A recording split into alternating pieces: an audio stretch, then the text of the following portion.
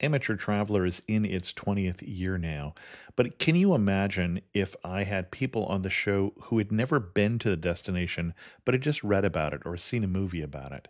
That wouldn't make any sense at all, and you wouldn't listen. We all know how important it is to receive advice from people who know a destination to get the most authentic local experience. And a great option for experiencing this is Explore Worldwide and their authentic small group adventures, led by local tour leaders, perfect for solo travelers who want to meet like minded people with a desire for adventure. I'm often an independent traveler, but two of my last three trips were with small group tours because they organize everything and it's a lot easier. If you want to recreate the tour I did to Malta, they have a Malta and Gozo Discovery Tour. I'm intrigued by one of their tours called A Taste of Sicily. The company again is Explore Worldwide, and visit exploreworldwide.com to learn more. And thanks to Explore Worldwide for sponsoring this episode of Amateur Traveler. The nights are long, the days are short, and the weather is chilly to downright cold, depending on where you are. It's a good time to slip into a Quince iconic Mongolian cashmere sweaters, which start at only $50. You can treat yourself to everyday luxury at an affordable price with Quince. If you really want to dive into luxury, you can check out their leather handbags, washable silk shirts, and European linen sheet sets. Whatever you're looking for at Quince, all the prices are 50 to 80% less than similar brands, and they do that by partnering directly with top factories and cutting out the middleman. They only work with factories that use safe, ethical, and responsible manufacturing processes. And of course, they use premium fabrics and finishes for that luxury feel in every piece. But you've already heard me rave about my Quince travel pants. Treat yourself this winter without the luxury price tag. Go to quince.com/traveler for 365-day returns plus free shipping on your order. That's QUINCE.com/traveler to get free shipping and 365-day returns. Quince.com/traveler. And thanks to Quince for sponsoring this episode of Amateur Traveler. Got my bags packed, I'm on a roll. I'm heading out there and I'm ready to go. I'm looking real good in my passport photo. Oh, no. Amateur Traveler, episode 808. Today, the Amateur Traveler talks about hills and hikes, beaches and beer, weather and wineries, computers and nerds, as we go to the Santa Clara Valley or the Silicon Valley of California. Heading home, but maybe not today. Welcome to the Amateur Traveler. I'm your host, Chris Christensen. Today we talk about my hometown of San Jose, California, and the Silicon Valley. This is normally the portion of the show where I'd be introducing a guest, but I don't have a guest for this particular episode because I'm doing it about my hometown or home city area. And even though I have lived in the same house the entire 17 years that I've been doing Amateur Traveler, one of the places that I have resisted doing an episode on is San Jose or Silicon Valley, where I live. And I think the reason for that is that when I grew up, there wasn't a lot to do in San Jose. I grew up in California, and I grew up an hour and a half south of San Jose in Salinas. And we would come up to San Jose for Eastridge, which was one of the first malls in the area. We would come up for Frontier Village, which isn't there anymore, which was an Old West theme park. And we would come up for the Winchester Mystery House, which is still there, and I'll talk about that in a little bit, and the Rosicrucian Museum, and that was about it. And so I still have been carrying around with me that even though this is a great city to live in, maybe there's not that much to see. A couple things have changed my mind to finally do this episode. One was I had a conversation with someone at the recent TBEX, the Travel Blogging Conference in Spain, and said I hadn't done an episode of my hometown. And they said that that was a mistake because there are so many people who travel sometime to Silicon Valley who would be interested to know what to do on the weekends or where they could go, and that is true. So that is definitely the thing that finally tipped me over to do this episode. But the other thing that's changed is I've been putting a lot of time here, especially just before and during COVID and until now, on the california.amateurtraveler.com, writing about places in California because I've been traveling less internationally. And as I do that, some of the places I've been writing about are right here, are in my own backyard. And there are a lot of cool places in my backyard, and it is now a more interesting place, I have to admit, than I had been thinking. And so I hope you enjoy this episode on Silicon Valley. Why should someone come to Silicon Valley? A lot of you are coming anyway, but if you're not, one of the things that we have here is technology, and the other thing we have here is really some incredible weather. So we're talking about 300 sunny days a year in Silicon Valley, not usually quite as hot as it gets in the Central Valley, which is too hot for me, but not as cool as you get in San Francisco or just over the hill in Santa Cruz. So some beautiful scenery, and when you're in Silicon Valley, you're in between San Francisco Bay and the hills around us, the East Bay Hills and the Santa Cruz Mountains. And so it's just a few minutes to get to a winery or to get to a hike. And so it is a really wonderful place to live, but also an interesting place to visit. In terms of itinerary, let's just say that I'm going to call this episode about Silicon Valley because this whole area, all of the San Francisco Bay Area, is one metropolis.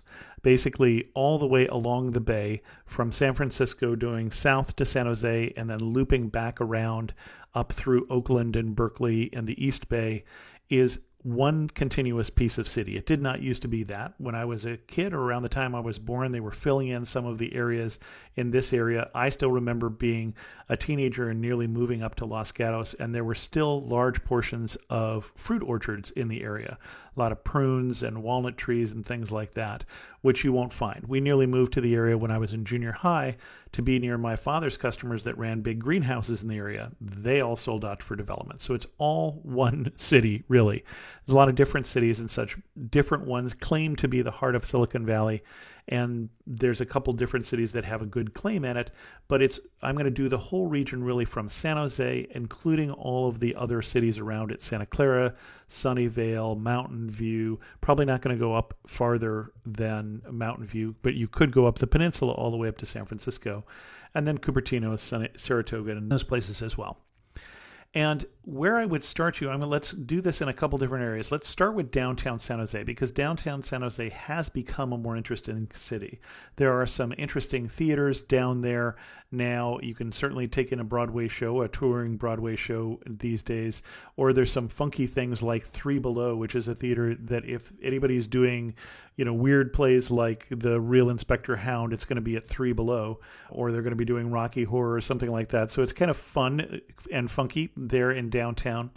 That's also where one of the two convention centers is. The San Jose Convention Center is downtown. And then of the museums that I would recommend, there are two tech museums that are worth seeing if you're interested in technology, and one of them is right in downtown San Jose, and that's the Tech Interactive. And the Tech Interactive is a great how do things work kind of museum, a good hands-on museum, and if you like technology, I think you'll enjoy it. The other two museums that are in San Jose, the other one downtown and very close to the convention center, is the Children's Discovery Museum. And so many stories in Silicon Valley do have connection with technology. So this one is a children's museum, hands-on children's museum. And my kids loved it when they were little, but it was built in large part with funding from Steve Wozniak, who was one of the two co-founders of Apple. And so there's quite often always a tech connection to different stories. The other thing that's downtown, a little further away, that I said was here when I was a kid, was the Rosicrucian Museum of Egyptology, which is a funky museum. The Rosicrucians are an interesting people. They take a lot of Egyptian things very seriously, but they have a very good museum about Egyptology, and it happens to be in San Jose. And so if you are interested in mummies and want to see that sort of things, the Rosicrucian Museum is a good place to see that. Also, sort of in the downtown area, let's talk about the Winchester Mystery House. So again, this used to be the big thing that if you're going to San Jose, you go see the Winchester Mystery House. And honestly, I enjoy it. I think you may enjoy it as well, but it could also be for many of you a skip it sort of thing. It is a weird place. The widow of the Winchester rifle maker had a lot of money, and she had a lot of paranoia and a lot of beliefs in the afterlife and beliefs in being haunted by the people who were killed with her husband's invention. And she was very superstitious, and so she built this house, And someone told her, someone whose brother was probably a contractor, that she would never die as long as there was the sound of hammers adding on to her house. So she built this very beautiful house, spared no expense. It's quite fancy, but then she would buy a window, for instance, that is made of precious and semi-precious stones, but she would put it on the north side of the house, and then she would build 16 rooms on the other side of it, so it's now on an interior wall. So it's a weird kind of place. All the drains with 13 holes in them because 13 was her lucky number, places where she could spy on the staff, and also these very tiny steps because she had arthritis, and then stairways that go to nowhere. So it's a strange place, but it is an interesting visit. The two stupidest questions, according to the tour guides, that they get at the Winchester Mystery House are, one, how many rooms are there that haven't been discovered yet? Think about that one. And then, since it's right at Winchester and Highway 280, some people ask why she built it so close to the freeway. And she did not. She built it in the 1800s and the freeway was not there. So Winchester Mystery House is interesting for a certain type of person who likes that sort of thing. The other thing you'll find downtown is you'll find a lot of the major sports that are in San Jose, particularly the San Jose Sharks. If you're interested in a hockey game, the arena is very close to downtown, easy walking distance from there. The Earthquakes play a little south of Highway 280, which is a north-south highway which runs east and west through Silicon Valley. And yes, I know what I just said. Also, up in Santa Clara, you can find the San Francisco 49ers. They are the San Francisco 49ers. They do not play in San Francisco. They play in Silicon Valley in Santa Clara. And then one of the experiences that you probably have not heard of that I think is a lot of fun, especially if you've got kids with you, is taking in a minor league baseball game. So this would happen in the summer, and the San Jose Giants are a single A team. And so for those of you not familiar with American baseball, single A, double A, triple A, and then the big leagues, then the major leagues. And so single A is not necessarily the best quality of play. A lot of younger players.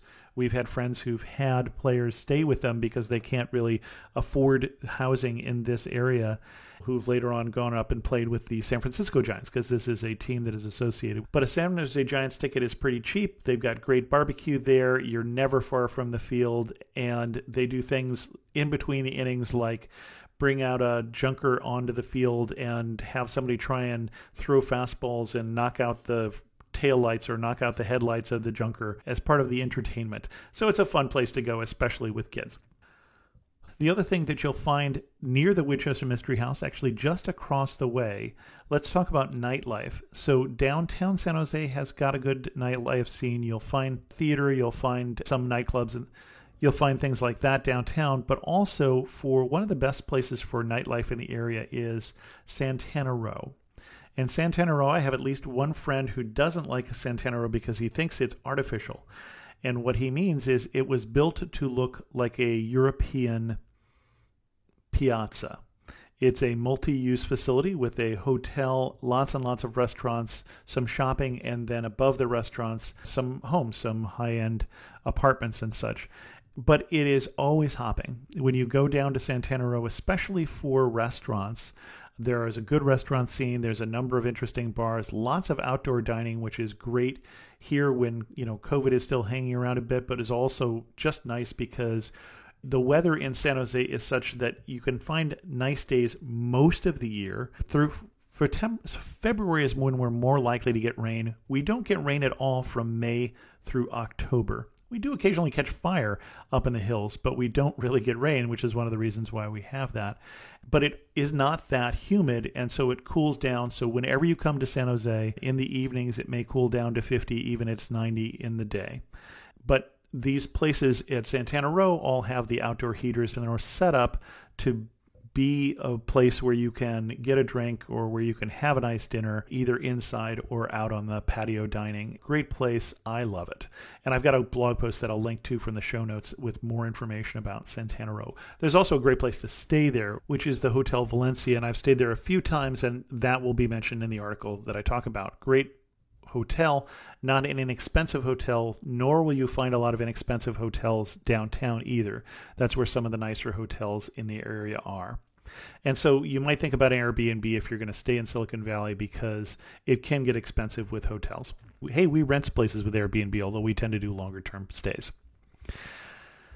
In downtown, I didn't mention, there is an interesting place, the San Pedro Market Square, and also the Sofa Market. Both of those are places with almost like upscale food courts, and San Pedro Market Square also has a couple breweries in them as well. A couple different breweries downtown now. Probably one of the favorites for the beer lovers that I know is Hapa's Brewery downtown near San Jose Civic Auditorium.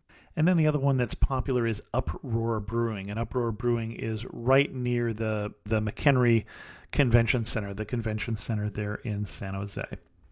South of downtown San Jose is, I mentioned, where the San Jose Giants play. Down in that area also is Happy Hollow, which is where my kids would go.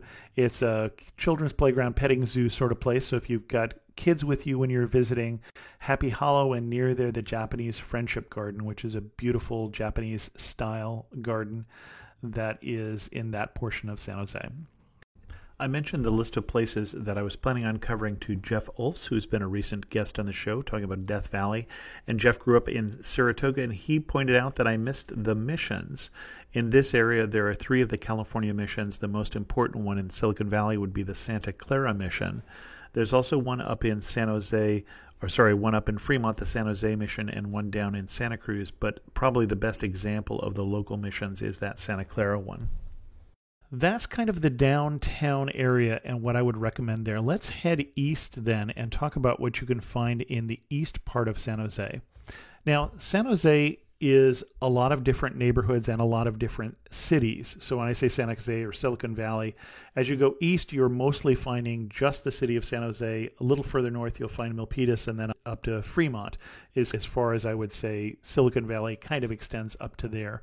Fremont happens to have one of the largest communities of Afghan people outside of Afghanistan. And so if you're looking for little Kabul and some great kebabs or something like that, you can head up there. South San Jose tends to be more Hispanic and Vietnamese, with the second largest community of Vietnamese people outside of Vietnam, the largest being in Southern California, in Orange County, last I heard. And then when you go to the East Coast, the East Hills, east of San Jose, you're looking at hills here that are the Golden Hills of California, or in the middle of a drought, as we are now in the heat of the summer. They're a little gray. In the wintertime, from, say, November through April or so, they are verdant green and quite beautiful. So it really depends on what you're going to see depending on what time of year you come.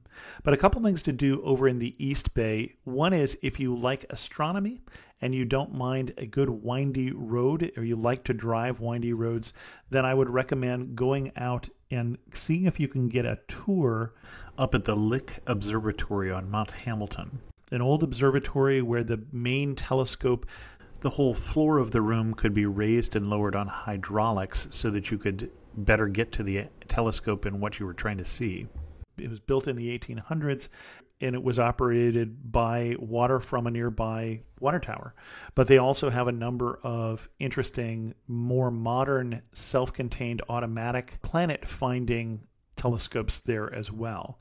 So if you can get a tour of Mount Hamilton and you don't mind a windy road to get there, it can be interesting. One of my favorite wineries in the area, in part for the wine, but in part for the view, is the Big Dog Winery. And the Big Dog Winery is above Milpitas and has a great view down to some of the parks and down into the bay. It's one of the interesting views of the bay if you want to see it from the east side. Also, in terms of views from the east side, one of my favorite hikes, sort of 3 favorite hikes in the area, would be the Sierra Vista Open Space Preserve.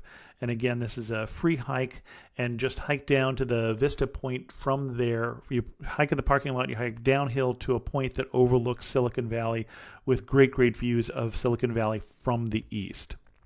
If you're going to do it in the summertime, you want to either bring a lot of water or do it earlier in the day, because days are going to get warmer there in the East Hills, not a lot of trees. Also in the east side, if you go a little further south, you can find one of the 2 theme parks that are in town, one of which is in Santa Clara, and that's the large one. That's the Great America Six Flags Park, normal Six Flags Park with roller coasters and shows and all that sort of thing.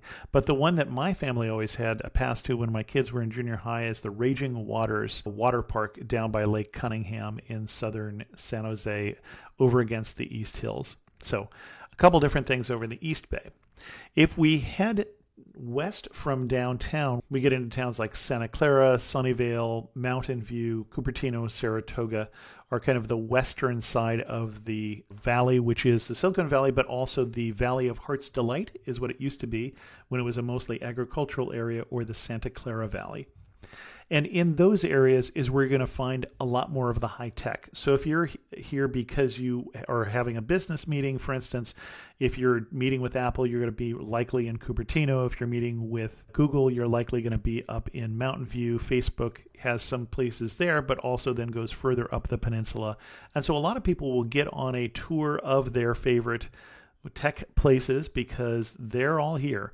There's really a lot of technology obviously coming out of the valley, including, some of the older things like Intel and Hewlett Packard, but also all the modern internet companies. So many of them are in this area. Some of them have moved up to San Francisco now, like Twitter. Pinterest is partway up, but really there's quite a lot in the area. Apple, for instance, has a brand new visitor center. So they really do encourage visitors, although you're not going to get on the Spaceship campus unless you know someone. And that's going to be true for a lot of these campuses. You're going to take pictures outside, but you're not going to get inside unless you can find a tour or unless you have a friend who works there. In terms of nightlife, there is downtown, but then there's a number of smaller downtowns in the area. And I want to name a couple of them because I think they're interesting. For instance, in northern Sunnyvale, there's Murphy Square. And Murphy Square is a 2-block long area of just restaurants. And it's got some great different variety of restaurants there that are set in a pedestrian-only street. A really nice place for going out to dinner. Castro Street in Mountain View, similar sort of area. Lots of good restaurants. Used to be a lot of Chinese restaurants in that area. Now I think there's a little more variety. I know there's a good Thai restaurant up that way, but they're always changing, but there's always good restaurants in Castro Street in Mountain View. If you're looking for Asian food, my neighborhood in Cupertino is 80% Chinese, and so a lot of good restaurants down here if you're looking for your hot pots or your other Asian restaurants. There are restaurants and businesses in my neighborhood that have no English words on the signs. So if you don't speak Chinese, you're going to be hard-pressed to know what's going on there. And because this is Silicon Valley, there are a lot of people here who are engineers, a lot of people who are software engineers these days, but it used to be chip engineers and hardware engineers and such. There are still a lot of those around. My daughter says she was in junior high or maybe even high school by the time she realized that not everybody's father was an engineer. And so they are drawn from all over the world, so you can find good Russian restaurants. I know that there's a Indian restaurant, a South Indian restaurant at Mary and Fremont, just south of Mary and Fremont, that again has no English words on the outside. I've eaten there. It's really good, but I can't tell you the name of the restaurant because it's written in Sanskrit. But that's the kind of place this is. You can find lots of good ethnic food. You can go out for pho for lunch and then get some barbecue and then go to, Little Kabul for some skewers and then finish it off with something Lebanese at some other restaurant. So good restaurant scene all over the place. Murphy Square, Castro Street, downtown Saratoga also has some good restaurants. Downtown Los Gatos also has a lovely downtown. Cupertino doesn't really have any downtown at all, although that's where I live. So those are great places in terms of eating for nightlife. Konnichiwa, I'm Yuki, a tour leader with Explore. Who knew that hidden among Tokyo's towering skyscrapers was a peaceful tea house surrounded by ancient trees and serene ponds? Actually, I knew. It was my mother's secret sanctuary. Not everyone knows about Tokyo's Hamarikyu Gardens. Arigatou gozaimasu. But you will if you explore. Search exploreworldwide.com and don't just travel. Explore. These are violent criminals, so they're not going to go down easy. ABC Tuesdays. Let's get this done. The Rookie is back. We have 2 new rookies starting today. Howdy. Being a cop is stressful 24/7. Every year on the job is different. And Training Day We have a serial killer at large. never ends. We need an ambulance! The Rookie. All new Tuesdays on ABC and stream on Hulu. This episode is brought to you by Shopify. Upgrade your business with Shopify, home of the #1 checkout on the planet. Shop Pay boosts conversions up to 50%, meaning fewer carts going abandoned and more sales going cha-ching. So if you're into growing your business, get a commerce platform that's ready to sell wherever your customers are. Visit Shopify.com to upgrade your selling today. If you're up near where the big Google campus is, up in Mountain View, you're also up near the shore. They're trying to build a path all the way around San Francisco Bay. It is not quite completed yet, but there are miles and miles and miles of hiking paths along the bay. And one of the more interesting ones, I would say, is there up at Bayshore, near the Google campus, and also near Shoreline Amphitheater, which is a great place to look for entertainment, live music when you're in town, see whether anybody interesting is playing at Shoreline. But near there is one of the more interesting places of the Bay Trail there in the Shoreline Park, really right next to the amphitheater. The other interesting place to hike in the bay is the Alviso Marina County Park. And this is over in Alviso, a little tiny town north of San Jose. And you're hiking there out into the South Bay. And the South Bay in San Francisco Bay is very, very shallow. In fact, if you go and look at a map and put a dot in between San Francisco Airport and Oakland Airport, you can go out in a rowboat and step out of the rowboat. So unless you're in places that are dredged, the South Bay is very shallow. And for years, there were a lot of evaporation ponds up there for the harvesting of salt. And now it's a lot of wetlands. And so from the Alviso Marina County Park, you can hike up on some of the levees past some of these large ponds into the bay and into that area, which is just kind of an interesting place to hike or to bike. If you can get a hold of a bike, it's even probably more interesting because there's an easy 9-mile loop there that makes more sense on a bike. And if you look north from there, there's actually an old ghost town called Davenport that's out there in the bay that I think you can only get to these days with special permission. I mentioned that there were 4 interesting museums, and I mentioned 3 of them. The other one is up again in that area really close to the Google campus, and that's the Computer History Museum. Now, you may not walk through the Computer History Museum like I do and say, worked on that, had one of those sort of things, but if you're interested in technology and computers, it's a very well-presented museum with some significant artifacts in terms of the history of computers, both in Silicon Valley and elsewhere. But if you like learning more about computers, that's your place. 3 more places that I want to cover. One is, now let's go down to the Cupertino area. One of my other favorite hikes is down in this area, and it's again with great views of the valley, and that's going to be at Fremont Older Open Space Preserve. There is no Fremont Newer Open Space Preserve. This is a park named after Mr. Fremont Older.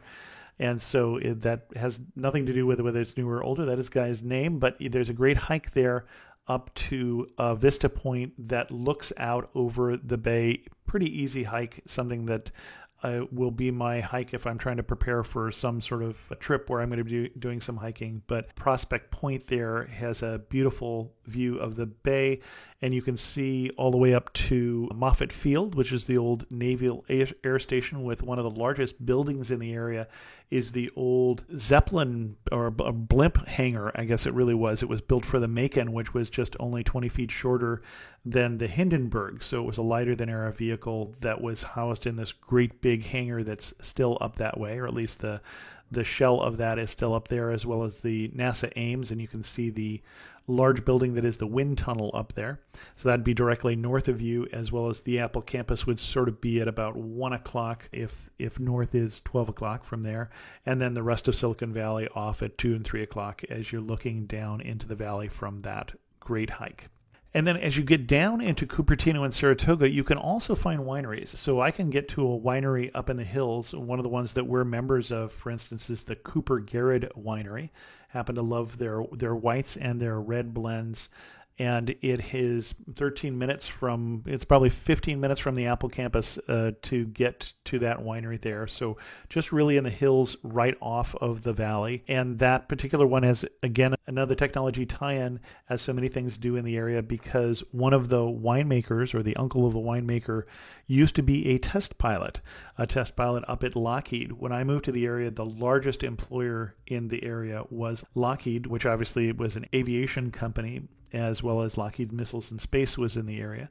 And so a lot of their wines at Cooper Garrett are named after different aircraft that he had helped test pilot. And in fact, one of the blends that I happen to like is called Test Pilot. So that's an interesting winery there. I've got a blog post about other wineries in the area that I'll put in the show notes because I don't want to name them all on here. But another one that's worth knowing about is the Mountain Winery. This used to be the Paul Masson Winery, so one of the older wineries in the area. Dates back quite a while. The wineries in the Silicon Valley and in the hills of Santa Cruz Mountains predate Prohibition, but a lot of them went out of business during Prohibition. Some of those that stayed around were doing sacramental wine, or at least they said they were doing sacramental wine. But the Mountain Winery up there in the summer is another place to see live music. They have not an inexpensive theater area there, but it is a small, very intimate theater there on top of the mountain with gorgeous views of the valley, especially at night. And you can see a number of different performers, especially if you're of a certain age. So if you're looking for performers who are more familiar to people my age than my son's age, for instance, then you're probably looking at the Mountain Winery, so you might check out their schedule for who is playing there. And so at this point, we're in the Santa Cruz Mountains. We're in the north end of the Santa Cruz Mountains. And I would recommend that for a day trip, go over into and over the Santa Cruz Mountains, over to Santa Cruz. We've talked about Santa Cruz on this show before when we talked about Monterey. Monterey, another great place to go if you're doing a long weekend from San Jose or San Francisco. But Santa Cruz is an old surfing place. They still do Maverick surfing there. And the couple places that I would recommend if you've got kids, the Boardwalk has some great rides. This was built as the Coney Island of the West. And so nowadays you'll find video games, but you'll still find a great wooden roller coaster, the Giant Dipper there, and a good beach. They do movies in the summertime and concerts as well. Those are coming back this year at the Boardwalk, and those are going to be more youth-oriented. And so if you're traveling with kids, someplace to check out. That's also where all the beaches are. If you're in Silicon Valley and you want to go to the beach, you take Highway 17, which is a windy mountain highway, over to the top. Not as fun to drive in the wintertime. It will snow at the top there. It will get closed for odd things like mudslides, and even one time a bank robbery closed that road that I remember. But when you take that road over, you can get a number of great beaches in the Santa Cruz area. Again, we're talking about Central California, so the water is always, always cold. It's warmest in September, which are some of our warmest days, right after we went back to school, which is what it seemed like when I was a kid. Some of the places I would recommend there for beaches would be Natural Bridges or Seacliff, where I learned to body surf, or Sunset Beach, which has some great camping in the area, and those are in Santa Cruz and then further down south towards Watsonville along the coast there. There's a number of beaches. I'm skipping over quite a few, but those are some of my favorites. Also, if you're in the Santa Cruz Mountains, this is where the redwoods are. This is where the coastal redwoods are. Probably a lot of people will tell you to go to Big Basin. Big Basin is up Highway 9 through Saratoga, and Big Basin has some great redwoods, although I'm going to recommend my favorite is Henry Cowell State Park. Henry Cowell State Park is also on Highway 9 down in the city of Felton, and it is very close to Santa Cruz. It's pretty easy to get to Santa Cruz from there or from Santa Cruz to there. It is an easy quarter-mile nature hike that even my grandmother was able to do that teaches you about the redwoods. Beautiful, beautiful hike. And then if you're interested in doing more expansive hiking, it does have more trails as well. And also there is just across the parking lot from Henry Cowell State Park, Roaring Camp Steam Train. And so if you're a fan of steam trains, this is a steam train that goes up through the redwoods, and actually on certain trips will go all the way to the Boardwalk at Santa Cruz. And so you can check that out at Roaring Camp. There are other wineries in the Santa Cruz Mountains, but it's just a very pretty area with all the redwoods there. And the coastal area is also stunning. It's not as well known as the Coastal Drive down south from Monterey along Highway 1, but it's also very pretty with a number of state parks and state beaches all along the way as you go up the coast towards San Francisco. Sometimes when we were in lockdown and we needed to leave the house, but we didn't want to interact with anyone, we would drive over Highway 17 to Santa Cruz. If it was before we were willing to stop, we would just keep driving and go up and cut back across the hills at, say, San Gregorio and go over to Portola Valley, or hook up with Skyline Drive. And Skyline Drive, Highway 35, runs along the ridge of the Santa Cruz Mountains overlooking the valley. So some great parks there with some terrific views of Silicon Valley or of Palo Alto and Stanford. One of the ones I think of there is Windy Hill Open Space Preserve, is a great place if you want to see down towards the Stanford Dish, which would be a radio telescope, or down towards the Stanford campus. Some easy hikes there from Windy Hill Open Space Preserve off of Skyline Drive. Skyline Drive also has a number of county parks, as well as Castle Rock State Park, which is another great place for hiking in the Redwoods. So that's a great day trip down to Santa Cruz. If you are there when you're looking for something to eat, we like the Mission Street Barbecue, which I've mentioned previously on the show, as a place to get some decent barbecue, but also if you're there on the weekends, they often have live blues music as well. And there's plenty to do in Santa Cruz as well, and I'll put in some links to at least one article I have on the show on things to do in Santa Cruz. There's a great brewery scene in Santa Cruz right now. And so if you're looking for a brewery scene, Santa Cruz has some spots to check out, and I'm working on an article on some of those, but that one is not out yet. And then one of the other side trips that I would recommend is the other direction, east over the mountains into the valley of Livermore. And Livermore Valley is, again, a wine region, and so we don't have to necessarily go all the way up to Napa and Sonoma, although those are lovely places, and I enjoy going up there for a weekend, but it's not a day trip, where Livermore or the local wineries are an easy day trip. And Livermore has some significance. They had wineries there. Again, the valley was filled with wineries before Prohibition. Only 2 of the wineries managed to make it out of Prohibition and still be in business. And one of those, Winty Vineyards, is where most of the California Chardonnay comes from. They trace back, I think it's 80-90% of all of the varieties of California Chardonnay to that vineyard in the Livermore area. And so significant area and a great variety of wines in that area for a relatively small area, because it's an east-west valley where the western side of the valley gets the fog from the ocean, and the eastern side of the valley gets the heat from the Central Valley. And so there's quite a lot of range in terms of what can grow depending on how far you are east to west within that valley. And again, I should say something about weather, because California weather is interesting.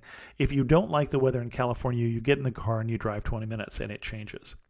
And so today, for instance, where I was in San Jose, it's a June day, late June, and it was about 84 today, which is pretty typical. I didn't see what the weather was at the shore, but it could easily have not gone up past 70 or 60. It will definitely get down to 50 degrees pretty much anywhere in Central California this evening, because it again cools off a lot. But if I had gone over the hills into Livermore, it'd be probably 10 degrees warmer. And if I went into the Central Valley further east from there, maybe another 10 past that. And so just depending on how hot you want is where you drive. In the summertime, it is warmer interior and cooler at the shore. And in the wintertime, it is warmer at the shore and cooler in the interior. But Livermore is a great stop for wine lovers. As I mentioned, Winty over there is really good. I'm also a fan of La Positas there, and if you like a port wine, Retzlaff, and I'll put a link in the show notes to an article I wrote about wine tasting in the Livermore Valley with a little more information about those and some other wineries as well. But one interesting thing about Livermore, if you like wine, is you probably heard about the big thing in 1976, the Judgment of Paris, when Napa Valley presents their Chardonnay in a blind taste test against French wine, and it wins over the French wine. And this is sort of the establishment of the reputation of the California wine region as being something worth talking about. But what you may not know is that Charles Wetmore, who was an early vintner from Livermore, actually won the grand prize in an international Paris exposition in 1889. 1976 was not the first time that California wine had won in a blind taste test. It had actually been nearly 100 years before that, and from a different area, from the Livermore Valley. I hope that gives you some idea of things to do in the Silicon Valley area. It is a beautiful area at pretty much any time of year except for February, in which case you're much more likely to get rain. Hopefully, we only get rain every 4 years or so these days. So I probably would avoid that, but it's, can be quite beautiful in the wintertime, especially if you're coming from someplace that actually has winter. And that's when we have our green hills, beautiful for going out and hiking in the hills in that time, or in the, say, May, April timeframe, where you'll see a lot of wildflowers in all of the hills all around us. And so that can be a lovely time to come. The only time I don't necessarily think is the best time to come is in the fall. Not because there's anything wrong with the fall. It's just that we don't have fall like so many places that have those beautiful changing color leaves sort of thing. We have a change of seasons, but it's much more subtle. So if you're looking for that kind of beautiful fall colors, don't come here. We have it maybe in a couple neighborhoods, but that's just not what we do. That's just not what we have. So about this time, as I'm going to wrap this up, I'm usually asking my guests for the prettiest spot. You're standing in the prettiest spot. Where are you standing and what are you looking at? It's going to be one of those hikes that I mentioned.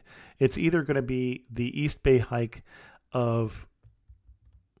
Actually, let's say it's going to be the winery. The Big Dog Winery there in Milpitas is just one of those gorgeous places, or anywhere up on Skyline Drive looking down from the hills and into the valley, especially on one of those days where you're up at maybe Hunters Point and you can see all the way to San Francisco on a clear day. One thing that makes me laugh and say only in Silicon Valley. So if you are in Hollywood and there is some big news about some movies, that's front page news, because that is the economy of the area. Our economy is technology. Steve Jobs quitting Apple or something like that was front page news. So we are a bunch of nerds, and I love that. As somebody who is a nerd, it is a great place to live with my people. But my daughter saying that she thought everybody's dad was an engineer, she wasn't far from the truth. Now, it does mean that our housing prices are just incredibly insane, and so not a great place to come and move, but a great place to visit. And if I had to summarize Silicon Valley in just 3 words, I would say beautiful. And I think of those 300 sunny days a year. As I go do a morning walk, I just usually am saying another day in paradise. I just really think it's a great place to live from that point of thing, and a pretty place to visit as well. Nerdy, we are that. I mean, our best museums are the Tech Museum and the Computer History Museum, and there are people who come out here just to go see the garage where Apple was founded, or the garage where Google was founded, or the garage where HP was founded. We definitely get that kind of tourism. And reinventing. It is always an area that is constantly changing. When we moved to the area, most of the orchards had already gone, but there was still right in the main street in what is Cupertino, near the Apple campus at De Anza and Stevens Creek, really close to where there is now an Apple building and things like that, was a feed mill. This was an agricultural area for a long time. If you go up into Sunnyvale, you can still see the old Del Monte canning plant with a big water tower shaped like a can of peaches there.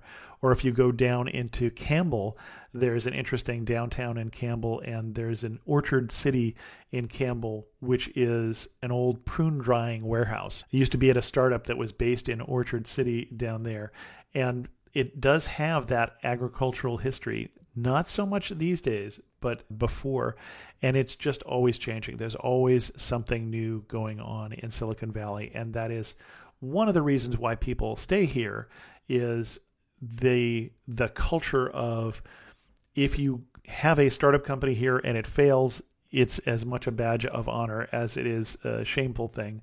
I went to the first startup I went to, the first person that I helped hire into that, it was his 11th startup company.